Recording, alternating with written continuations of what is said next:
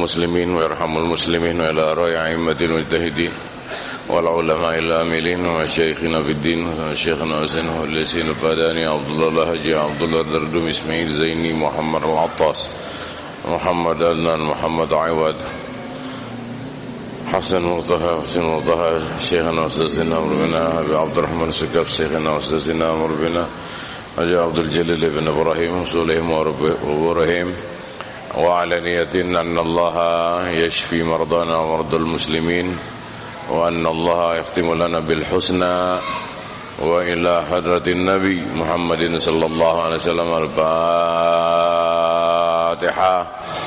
أعوذ بالله من الشيطان الرجيم بسم الله الرحمن الرحيم الحمد لله رب العالمين الرحمن الرحيم مالك يوم الدين إياك نعبد وإياك نستعين اهدنا الصراط المستقيم صراط الذين أنعمت عليهم غير المغضوب عليهم ولا الضالين آمين. بسم الله الرحمن الرحيم الحمد لله رب العالمين والعاقبة للمتقين ولا عدوان إلا على الظالمين. اللهم صل صلاة تخرجنا بها من ظلمات الجهل والوهم وتكرمنا بها بنور العلم والفهم وتوضح لنا بها مشكلة إنك تعلم ما لا نعلم إنك أنت علام الغيوب سبحانك لا علم لنا إلا ما علمتنا إنك أنت العليم الحكيم ولا حول ولا قوة إلا بالله العلي العظيم. قال حجة الإسلام أبو حامد محمد بن محمد الغزالي الطوسي قدس الله سره ونفعنا به وببركة علومه وبكم في الدارين آمين.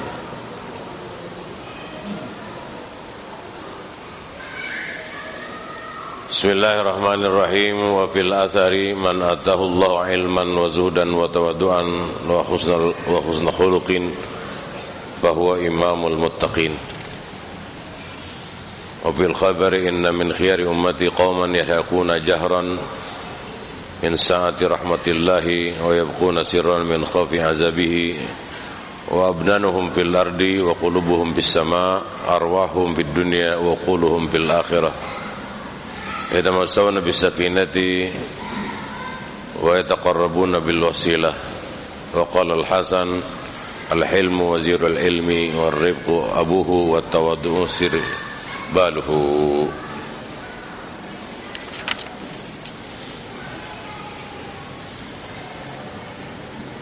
Dalam keterangan berikut ini, siapa di antara ulama yang bisa kita ikuti? Yang bisa kita ikuti bukan sekedar omongannya doang manis, tapi pelaksanaannya, terjemahannya dalam kehidupnya. Orang ini yang pertama adalah man atahullahu ilman. Orang ini ada ilmunya, diberikan oleh ilmu dan ada rekam jejak belajarnya.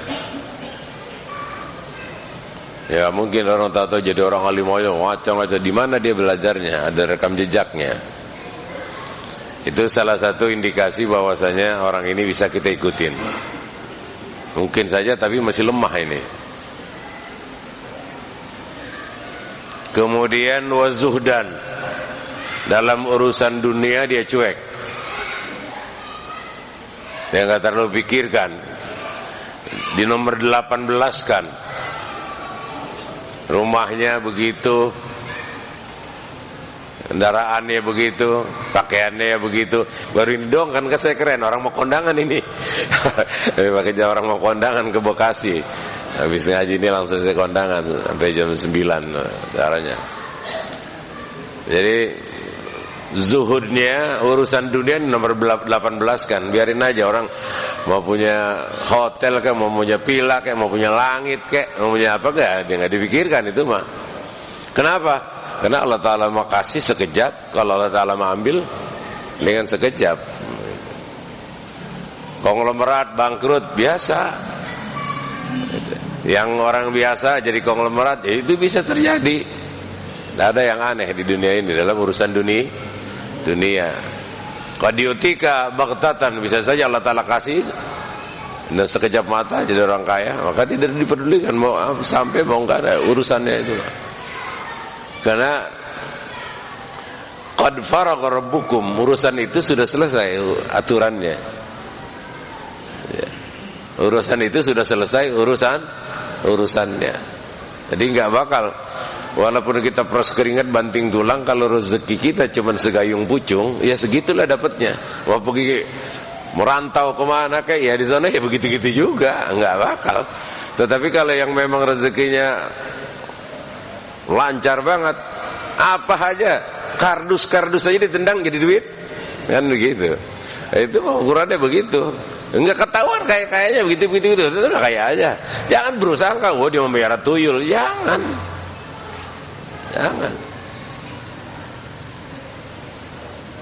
Nanti kita buruk sangka kalau orang ada yang maju dan sebagainya, memang begitu. Allah Ta'ala berikan kepada seorang yang Allah Ta'ala kehendaki, bukan yang punya kita mau. Bukan kemauan kita, tetapi Allah Ta'ala yang kehendaki. Kemudian sifat yang kedua, tadi ilmu, zuhud, nggak peduli dalam urusan dunia, di nomor 18 kan, wa tawaddu'an. Orangnya rendah diri. Rendah diri ini baik dalam bicaranya, dalam penampilannya, pakaiannya dan lain sebagainya, biasa aja, seperti orang-orang biasa. Seandai kata diundang ke kandang kambing pun masih mau. Gitu. Makan apa namanya timbang pakai ikan teri juga mau, nggak ada masalah. Kalau gue mau jangan makan ikan teri, gatal nanti. Enggak, mau ikan teri kek, mau jengkol kek, nggak ada pantangan. Udah, seperti yang ketiga. Dan yang terakhir, yang intinya adalah wa husnul khuluqin. Akhlaknya mulia, hormati yang tua, menyayangi yang muda. Kalau ada yang semacam ini, empat ini, apa katanya? Bahwa imamul muttaqin. Orang inilah yang perlu diikutin. Orang yang semacam inilah yang bisa diikutin. Dan insya Allah kita selamat dunia akhirat. Selamat. Saya juga kalau ketemu yang begini masih ikutin. Urusan dunia nggak ada. Ilmu ada, biasa-biasa saja, tawadhu, akhlaknya bagus, udah cakep, udah kita ikutin. Bahwa imamul muttaqin, inilah manusia yang semacam inilah dikatakan imamul muttaqin. Ada akhlaknya cakep, ya udah bagus, tapi ilmunya kagak ada. Ya enggak. Kita bisa diajak ke jalan yang sesat, bisa diajak ke jalan yang ada rekam jejaknya yang dia mengajinya begini, dia mengajinya begini, begitu kan. Mestilah kita tahu, ada sejarahnya. Orang yang empat kategori inilah yang bisa membawa kita, menuntun kita sampai kepada pintu gerbang surganya Allah Subhanahu wa taala. Lah kalau sampai di gerbang kematian mah banyak. Sampai di gerbang kematian mah ikutin aja siapa itu Yusuf Mansur kayak ikutin kan begitu. Ya ntar gue banyak punya utang urusannya kan begitu. Banyak, tetapi yang bisa membawa kita sampai kepada gerbang surganya Allah Subhanahu wa taala. Bahwa imamul muttaqin, manusia yang semacam ini adalah imamnya, pemimpinnya orang-orang ahli takwa. Dialah yang bisa membawa gerbong kita ke depan gerbangnya surga Allah Subhanahu wa taala.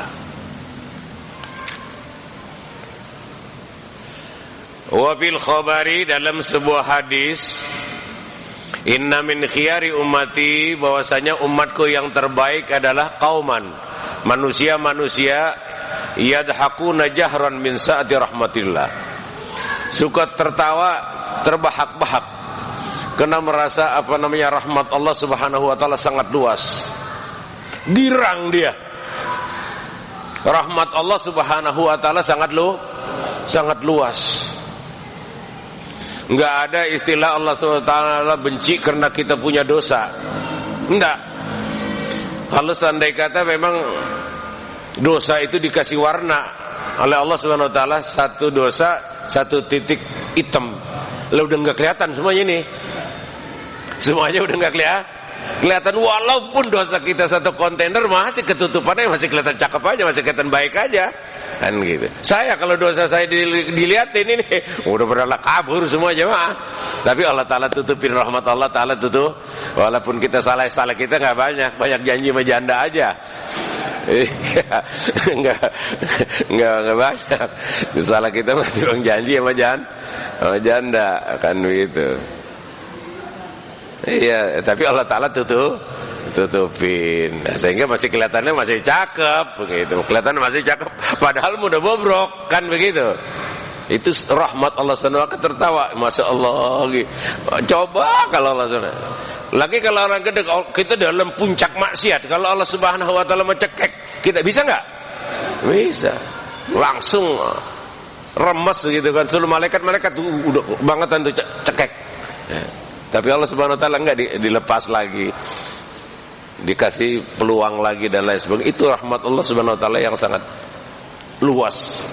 Jadi dia tertawa artinya girang, bukan terbahak-bahak. Artinya girang. Dan Allah kata, "Innallaha qaribum minal muhsinin." Kita banyak dosa nih. Ada anak yatim, menjadi 50.000 kasih 5.000, kasih 5.000 ke 5.000. Kan ini berbuat baik. Allah Taala udah langsung rangkul kita aja udah. Nggak dipikirin dosa kita satu kontainer. Dosa kita yang satu kontainer, Allah Taala kagak pikirin udah. Yang jelas dia baik kepada anak-anak yatim, kepada janda-janda tua. Nah, bukan janda muda. Janda tua. Ya kalau mau dikasihani itu janda-janda tua. Jangan nulad saya itu mak kan begitu, anak yatim, janda tuh. Nah itu jadi dosa kita banyak itu. Allah Subhanahu wa taala, ini anak apa lagunya sih? Jadi deketin itu yang pas, deketin Allah yang. Maka kata Nabi, kata Al-Quran, kata hadis qudsi, ana indal munkasirati qulubuhum. Aku berada, rahmatku berada kepada orang yang sedang kesulitan. Ketika ada orang kesulitan kita bantu, rahmat Allah ada di situ nongkrong. Lu udah pasti kebagian kita. Begitu cara mendekatin Allah mah gampang. Cara mendekatin Allah gampang. Gua udah banyak banget dosa kita nih, ini berbuat ini buat ini. Ada anak yatim kasih, ada janda tua kasih. Udah dirangkul lagi Allah. Udah lupa itu dosa yang begitu banyak. Dosa yang begitu banyak lupa. Wa yabkuna sirran min khaufi azabihi. Namun di malam yang gelap dia bangun, dia sembahyang 2 rakaat, keluar air mata dia. Takut akan azab Allah Subhanahu wa taala. Wah, ini manusia udah bukan main. Ya, rahmat Allah dia girang, dia tertawa, namun pada malam dia tetap takut dengan azab Allah. Dia bangun, dia sembahyang 2 rakaat, ya Allah, ampunilah segala dosa. Sampai mewek. Tahu mewek? Nangis, keluar air mata. Kita belum masih berat banget keluar air mata ini kalau kita berdua-dua sama Allah nangis. Itu dosa seapa banyaknya juga luntur udah. Udah coba berdua-dua sama Allah malam gelap begitu kan, di masjid kayak di rumah kayak di kamar, matiin semuanya. Aduh ya Allah, ampuni dosa saya. Menangis sampai keluar mata. Wah, udah habis sudah cuma dosanya udah. Enak kan kita kagak. Kalau demenan kita pada kawin duluan, baru kita nangis ya. Itu mah cemen. Itu mah cemen, kerjaannya itu mah lelancur kalau nyayam ayam. Itu enggak bisa enggak kita nangis ketika kita berdua-dua sama Allah Subhanahu keluar air mata, enggak pakai ketulung-tulung, ya Allah dosa. Kalau udah yang bisa itu jalan ke surga itu udah aman. Kita berdua-dua nangis takut azab Ya. Itu sangat berat, itu nangis, Bu. Itu yang nangis yang paling berat. Kalau belum masuk ke nyentuh banget hati, kita berbisik kepada Allah, kita munajat kepada Allah, udah nyentuh banget hati, nah baru tas saja keluar mata, itu dia udah. Oh ya, namu ya buku nasiran, dan nangis diam-diam takut daripada azab Allah Subhanahu wa taala. Abdanuhum fil ardi wa qulubuhum fis sama. Manusia yang semacam ini jasadnya ada duduk bersama-sama kita, namun hatinya udah ada di langit. Manusia yang semacam ini fisiknya, badannya masih duduk sama kita, namun hatinya sudah di langit. Maka orang-orang begitu bukannya tidak maksiat, bukan tidak ada dosa, bukan tidak ada dosa. Kenapa? Ya begitulah, malam dia bangun, dia nangis. Dalam kesibukan apa saja, tetap hatinya ada di langit. Artinya hatinya mengingat Allah Subhanahu wa taala dalam kesibukan apa saja. Mau ke 17-an Agustus kayak mau lebaran haji kayak mau apa, kayak mau ada pesta apa, dia tetap saja hatinya ada di langit, fisiknya ada di sini, enggak ketinggalan dengan kawan-kawan dan lain sebagainya. Makan susah baginya. Susah bagaimana kita, jasad kita di sini, hati kita di langit. Nah, kita lagi sembahyang aja hati kita pergi. Kita lagi sembah, kita di sini duduk, hati kita kadang-kadang yang lancong ke rumah janda. Itu kan bukan main kacaunya. Bener ya kira-kira? Ya bener. Abang Nasri, abang saya lagi sholat, ingetin jala. Jala dia ingetin, buat sono katanya banyak ikan, dia katanya, emang begitu masih kita mah. Lagi ibadat, hatinya pergi kemana-mana. Apalagi sih emang lagi rame, apalagi di tempat jepongan ya, udah kagak kemana-mana itu hati, udah fokus ke sono kan. Ini kagak, kita lagi sembahyang, kadang-kadang hati nonton jepongan. Waduh, bukan main kemarin dah, mana pinggulnya, lagi sembahyang mang, bukan lagi ngapa-ngapain, ini hatinya pergi. Yang semestinya sibuk kayak apa kita, hati kita tetap kepada Allah Subhanahu wa taala. Baliknya, lagi sembahyang hatinya mabur. Ada yang mikirin utang, ada yang mikirin janji, ada yang mikirin apa, lagi sholat. Maka Nabi kita katakan, la yaqbalullaha as-salata illa ma'aqal. Allah Ta'ala tidak terima salat kita kecuali yang tergantung kepada khusyuknya, sampai seberapa menit khusyuk kita, itulah yang direken. Lah kalau kita ngaur mak sembahyang hati kita kemana-mana, ya tibang setor muka itu namanya, tibang setor muka.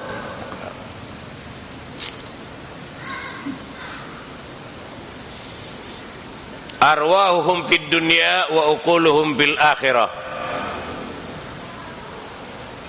Ruh mereka masih ada di dunia. Kita masih hidup, masih bisa ngopi, bisa ngeteh, bisa bergaul, bisa kondangan, bisa sono kemari. Namun akal mereka sudah sampai di akhirat. Sudah sampai di akhirat. Dia keluar masuk di akhirat. Kenapa? Sebagaimana sering saya sampaikan di majelis ta'lim bahwasanya semua itu adalah sebuah keyakinan. Mati kita yakin enggak? Masuk kuburan yakin enggak? Tapi yang kita pertanyakan, sudahkah kita bisa membayangkan? Kalau kita sendiri-sendiri di kuburan, datang malaikat munkar nakir nanya ini, nggak bisa jawab, blebuk, dihisab, banyak dosanya, itu mesti terbayang. Itu mesti terbayang. Ini bukan sekedar ilmu, biar hidup ilmunya. Kita tahu bahwasanya itu semuanya benar, datangnya dari Allah Subhanahu wa taala, tapi masih mati. Mati apa? Belum bisa mendorong kita, belum bisa menghentikan kita. Maka katanya, arwahuhum fid dunya wa uquluhum fil akhirah. Ruh kita masih ada di dunia, masih ngopi bareng, cuman akal pikiran semuanya sudah berada di negeri akhirat. Ya Allah, nanti di padang mahsyar bagaimana ya Allah, kalau aja salah jawab, kalau saja kagak dapat syafaat dari Nabi ketika kita dihisab, kalaulah kita nyeblung, kepleset ketika nyembat di Siratal Mustaqim, itu yang dia pikirkan. Lah kalau dunia mah salah di penjara 2-3 tahun, pulang lagi, bandel lagi, bawa masuk lagi, nggak ada permasalahan. Dikasih makan juga kok di penjara, paling ya 2-3 kali digebuk dan lain sebagainya. Tapi kalau ini kan seadanya digebuk, seadanya waktu digebuk, dibakar, disiksa. Siapa yang kuat? Yakin nggak itu? Lah ya yakin, itu mau boleh kagak, emang janji Allah. Allah Subhanahu Wa Taala akan perlakukan kita sebagaimana amal kita. Dan yang paling berat itu amal, timbangannya adalah at-tawadhu, adalah rendah diri, dalam arti akhlakul karimah.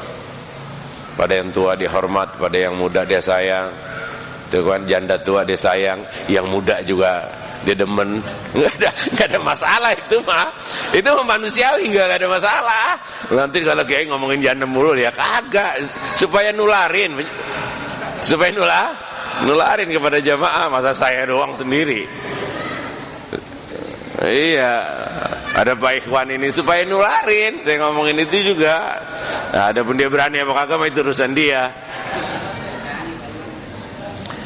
Ia tamasyawna bisakinah, dia jalan dengan penuh ketenangan.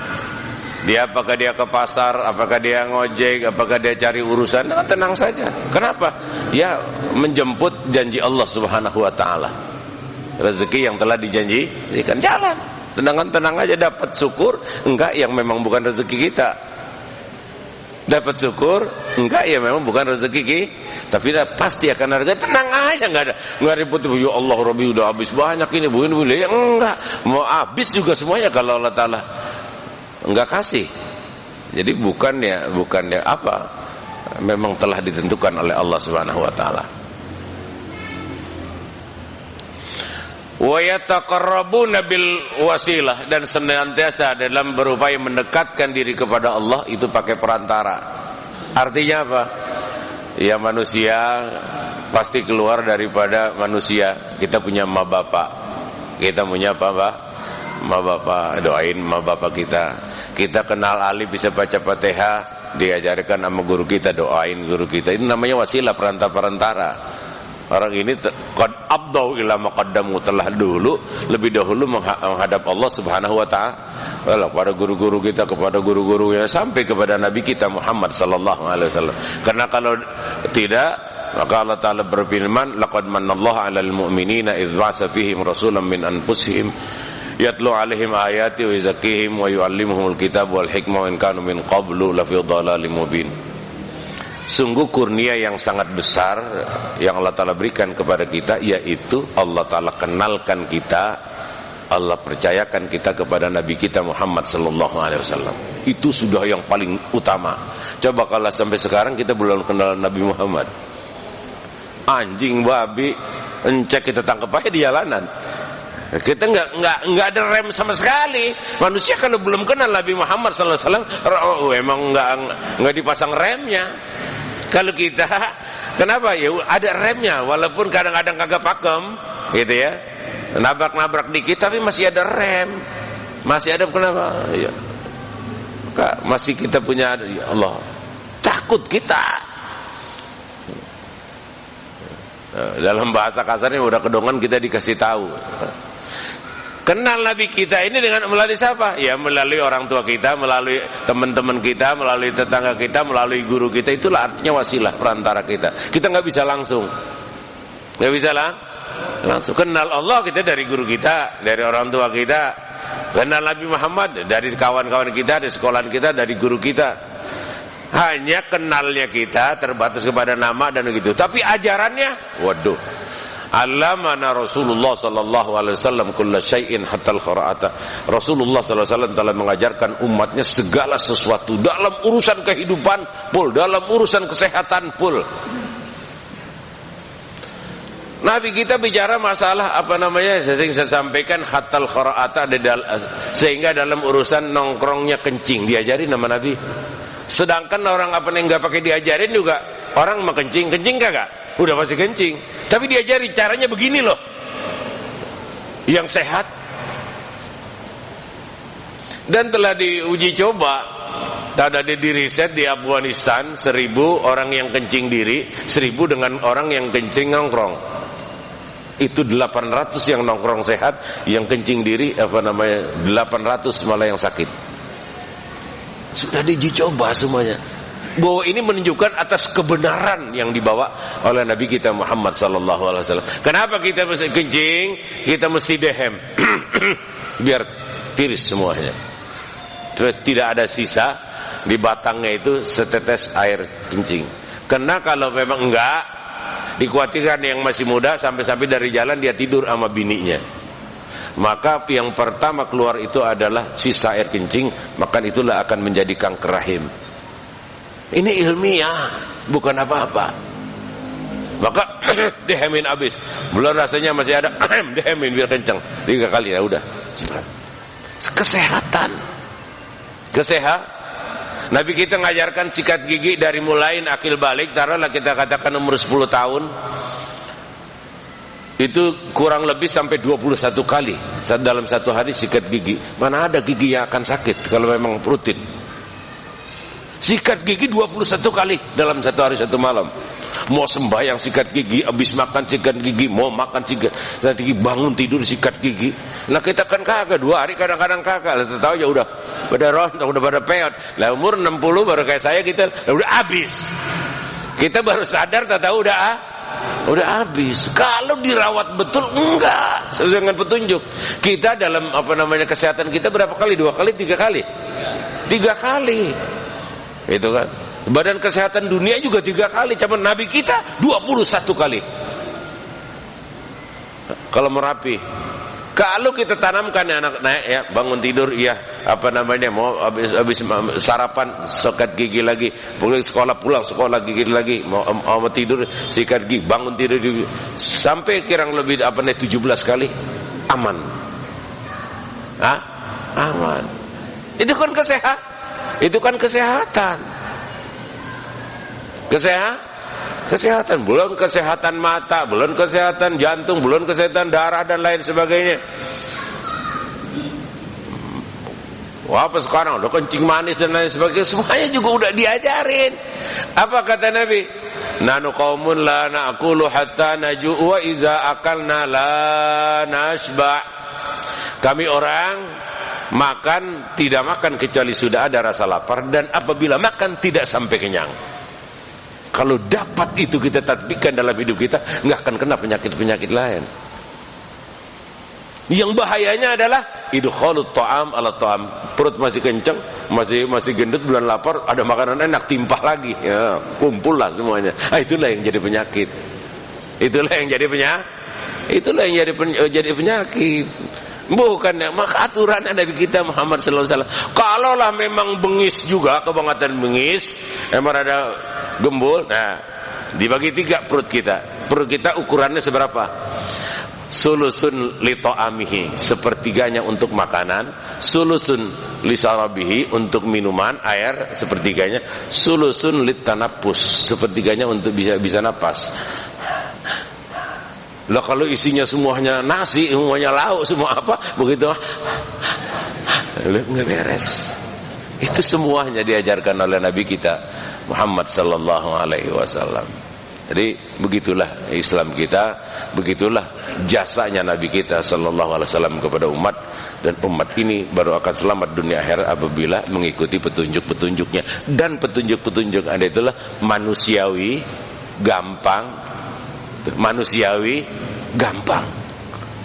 Lah mau membayang 2 rakaat 2 malam dan lain sebagainya, 2 rakaat malam bangun timbang 10 menit, emang berat? Kagak, males aja. Enggak ada yang berat kerjaannya. Emang kita disuruh, ya kalau yang mampu diantara kalian apa sebagainya bangun satu masjid, enggak ada perintah begitu rame-rame semuanya juga, kecil-kecil beres. Enggak ada yang berat. Makhtara Nabi sallallahu alaihi wasallam baina amrayni illa akhtara aisarahuma. Nabi kita apabila diberikan hak pilih oleh Allah Subhanahu wa taala untuk memilih, mana yang dipilih? Yang paling gampang. Yang paling mudah. Nah, maka semuanya gampang. Itu. ngaji tibang datang, tibang datang, ya udah, nggak pakai ongkos, paling motor juga tibang setetes, udah beres kan? Di sini dimintain duit kagak, suruh baca kali depan kiai kagak, dengerin aja, pahalanya gedean di situ sama kita. Buat apa kan? Nah, itulah yang kita harapkan. Mudah-mudahan ada manfaatnya. Nanti sembahyang dipimpin, saya mau kondangan nanti terlambat ke Bekasi, ke Sekretaris Umum MUI Kota Bekasi ngawinin sampai jam 10 ini. Assalamualaikum warahmatullahi wabarakatuh.